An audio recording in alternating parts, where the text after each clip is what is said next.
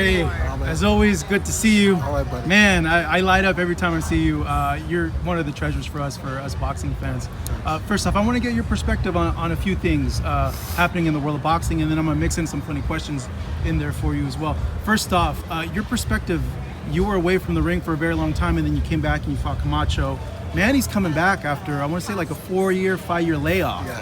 First, your reaction to that, and I don't know, give me your perspective as a fighter being off that long. Like, what's important to have on your mind to be successful? You know, there's no one answer to that question. I mean, when I came back, I didn't realize it was 5 years I've been out of the ring. You gotta get used to being hit. You gotta get used to being training that hard at that level. It's a lot of things. It's more mental, more psychological than it is physical. You have to have that heart, have that feeling. And you know what? Do I question that? No. You know what? Maybe he can do it. Maybe he knows the right thing to do. And the way, it's just the way you feel.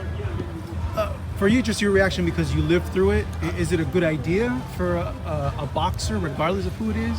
Or is it a lot to do with who the fighter is? We don't think how foolish it is. We don't think that way. Fighters don't think that way, for the most part. But, you know, I wish I had it. But then again, you couldn't change my mind. I was ready to go in that ring. Not 100%. I will say that. I wasn't prepared 100%. But I did what I felt to do. No, you also moved up to 168 pounds as well. Yeah. Yes, yes. Terrence Crawford is going to try to do that against Canelo. Just your perspective on a fighter like Terrence moving up from 47, 54, and fighting Canelo, a bigger guy who's fought naturally bigger guys at 68. It's a big difference. I mean, when I fought Leonard, every time he hit me, he hurt me to a degree. Not knocking out, but he hurt me, put it that way. He can do it. I mean, you can do it, no question about that.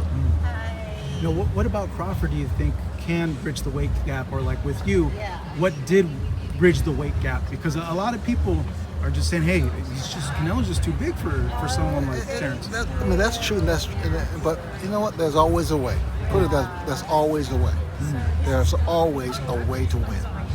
I just want to get your thoughts too. George Foreman passed away a few months ago. I cry like a baby, man. Yeah. I mean, George was my friend, big time, and God bless. You know. Now, a funny question for you: if you could build a Mount Rushmore of boxers, who's on your Mount Rushmore? Probably you. Me? I wish, man. I can't do what you guys do. Let's probably pick you. But if you could pick 4 to put on that mountaintop, who would they be personally? That's not my job. I can't do that. I can't. No. Pick and choose. Okay. If you could build your perfect fighter, who would you give from what categories to build a perfect fighter? If you ask me another question like that, I'm gonna knock this. No.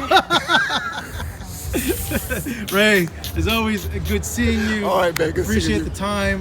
Tell us a little bit about the foundation here and why we're here today. Now, again, like I say, it's redundant. I care. Knocking out. Together, we're going to knock out diabetes. And that's what I'm here for. All right, that is the one and only Sugar Ray Leonard. Okay, baby. Thank you, Ray. Thanks, baby.